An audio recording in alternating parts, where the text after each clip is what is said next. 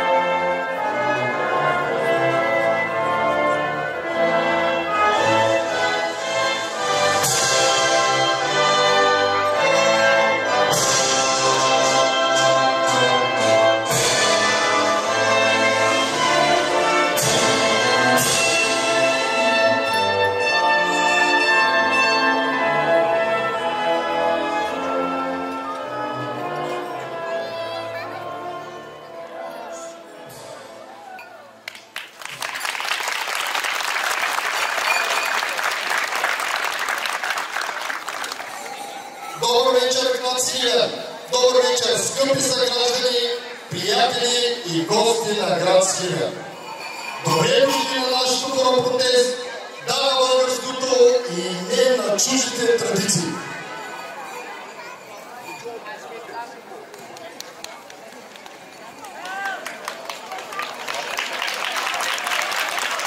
Малко изгосване в благодаряствата.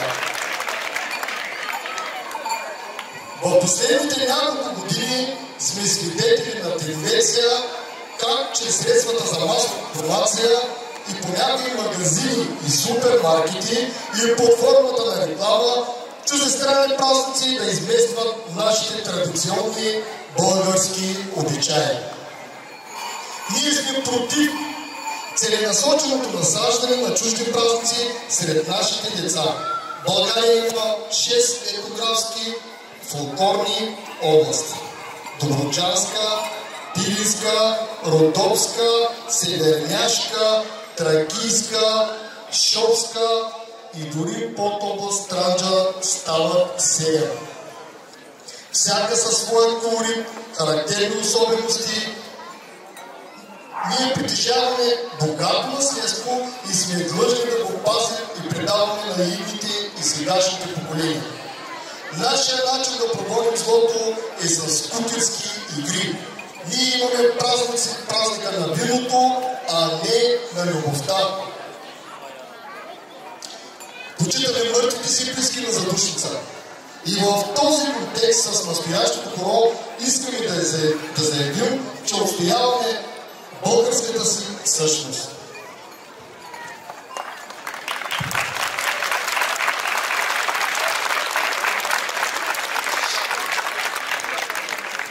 Винаги, когато нашия народ е бил било прямо до стената и е горяло в огъня на душманското иго, сме възкръсвали от пепелта. Хора сме играли, когато в Бояджик през априлското въстание Баши Бозука е извършвал зверства и кланета. Дигите ни са играли поро, сякаш не са били на заколение, а все едно са били на сватба. Това показва нашия свободен дух и воля да бъде народ. Хора са играли нашите гайдути, когато воеводата е бил убит, чрез хорото са отъпвали пръста на гроба, за да не разбере душмана, че там е погледнат водачи и да не бъде оскърнен город. Хора са играли през бомбардировките в окопите, през войните и пак сме оцелели. Не ме е срам, че носят царгули, не ме е срам, че живее и се трудя на село.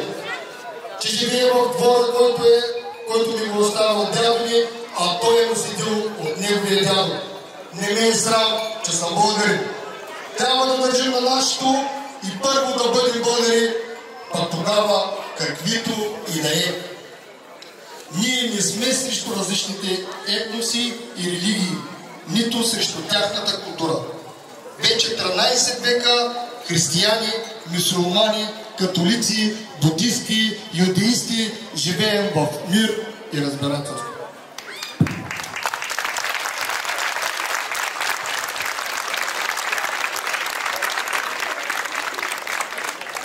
Първо да се извина на Емилия, тръгвам без сценарий. Здравейте на всички! Казвам се Йордан Янев. Аз съм обикновено селско момче. Нито претендирам, че съм начетен, нито претендирам, че съм някой. Израснал съм сред тъпани и гайди. Израснал съм сред обичаи и аз искам да ги запазя и нашите деца да бъдат преди всичко да държат на нашите. Няма да бъда груб и искам по най-културния и по най-обикновения начин да ви кажа, че ние не сме против дори тези, които ни празнуват този празник. Ние сме против пропагандата, която се води всяка вечер. Отваряш Фейсбука – Хелуин. Пускаш телевизора – Хелуин. Казаха ми, Дака, за втора година ще го правиш това. Казах, че ще го правя, докато по рекламите по телевизията има Хелуин, ние ще бъдем тук и ще защитаваме нашите. Няма да викаме, няма да скандираме, няма да го отричавам повече. Добре дошли и се забавлявайте. Искам да благодаря на всички самодейци, които дойдоха тук и казаха да на българското и не на чуждите традиции.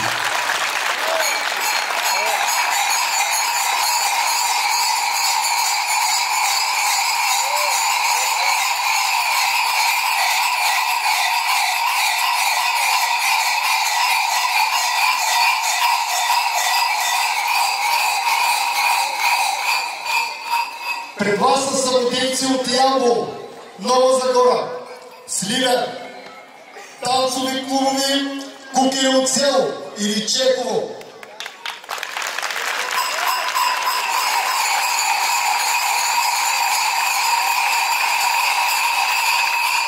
Горно Александрово.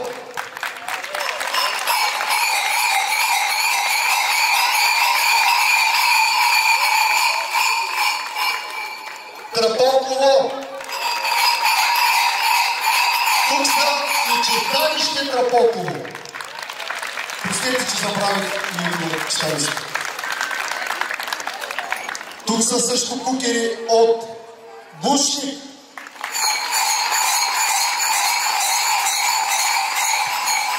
Калояново. И Самбоево. Момчето от тези селито тук ли е? Тази година не е можал, може да дойде. И така продължаваме селото Полчане.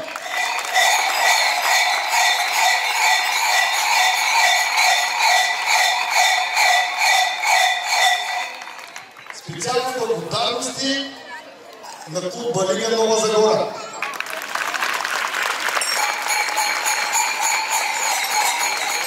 А сега ви представяме младите таланти на клуб Меракли. Заповядайте, цар Веси.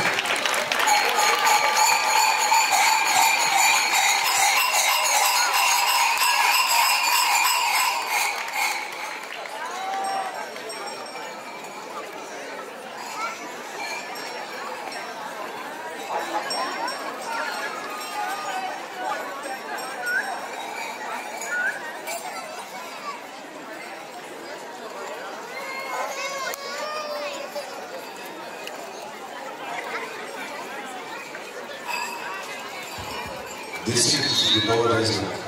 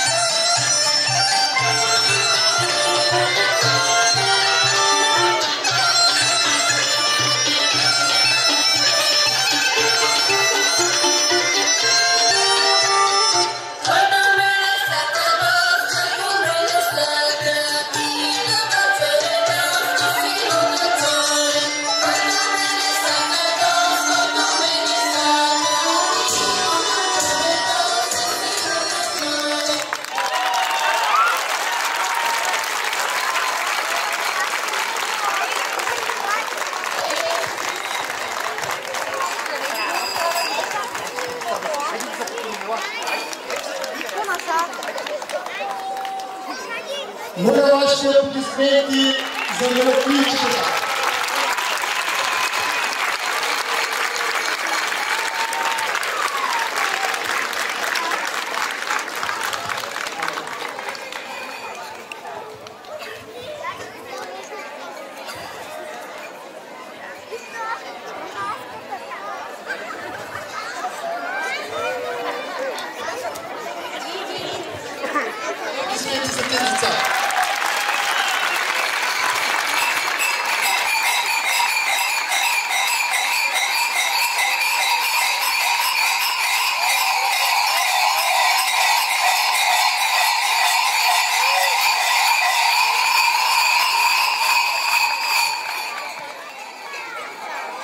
От 13 века насам, от време оно, откакто се помни, преди да бъдем християни, сме били езичници и сме стоили много сериозно на световната сцена.